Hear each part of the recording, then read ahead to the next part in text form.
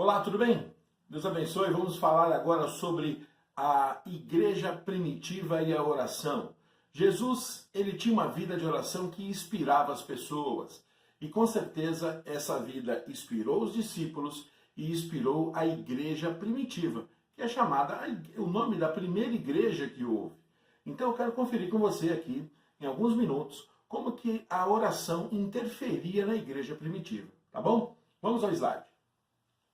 Aqui nós vemos o seguinte, que a oração era a chave da igreja primitiva. Olha que interessante. Em Atos, capítulo 2, versículo 42 diz: "E perseveravam na doutrina, na palavra dos apóstolos, e na comunhão do partir do pão e nas orações." Então aqui tem três características: palavra, comunhão e oração. Olha só que segredo de uma igreja, de um crescimento de uma igreja. Comunhão, mais palavra, mais oração. Muito interessante, não é? É isso que era a chave da igreja, não é? A igreja tinha essa chave. A chave era comunhão, palavra e oração. E nós vemos aqui, ó, a prioridade número 1 era a oração. E uma revolução acontecia. Atos 2, versículo 47, diz: "Louvando a Deus e caindo na graça de todo o povo, e cada dia acrescentava-lhe o Senhor os que iam sendo salvos." Olha só, a igreja primitiva caía na graça do povo. E isso é muito interessante, por quê? Porque uma das características da igreja primitiva, deixa eu só te acrescentar aqui, dê uma olhadinha. Uma das características da igreja primitiva é o seguinte: ela era admirada pelo povo e ela era perseguida pela igreja, pelos religiosos. Jesus, ele foi perseguido não tanto pelo povo, mas ele foi perseguido pelos religiosos. E essa é uma das características da igreja primitiva. Ela era perseguida pelos religiosos, mas o povo tinha, a Bíblia diz que causava admiração ao povo. Voltamos à tela. Atos 4, versículo 4 diz: "Muitos, porém, dos que ouviam a palavra creram, e se elevou o número dos homens a quase 5.000." Olha só, se imagine 5.000 homens, se contasse mulheres e crianças, pode colocar aí em torno de 10 a 15 mil pessoas. E isso logo no início da igreja. Olha que interessante. Qual o segredo disso? Oração.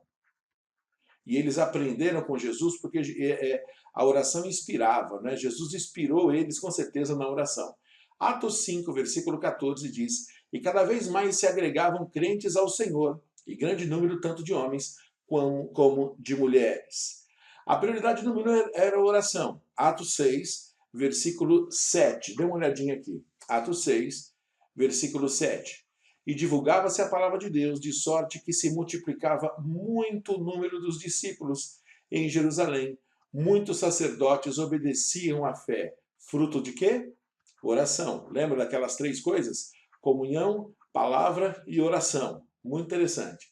Atos 2,43 diz: "Em cada alma havia temor, e muitos prodígios e sinais eram feitos pelos apóstolos." Então o Senhor, ele confirmava, não é? Ele confirmava, Deus, assim, ó, Deus confirmava aquilo que era a, a presença dele através de quê?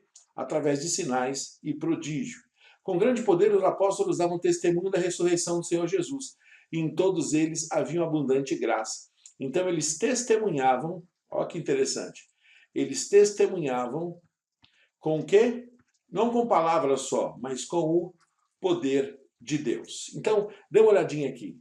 Os discípulos, eles com certeza, eles tinham uma característica muito importante e eles levaram para a igreja e eles testemunharam. Atos 1,8 diz: "Ser-me-eis minhas testemunhas", não é? E eles testemunharam no poder de Deus, justamente como, de que forma? Através do poder que Deus confirmava que era fruto da oração.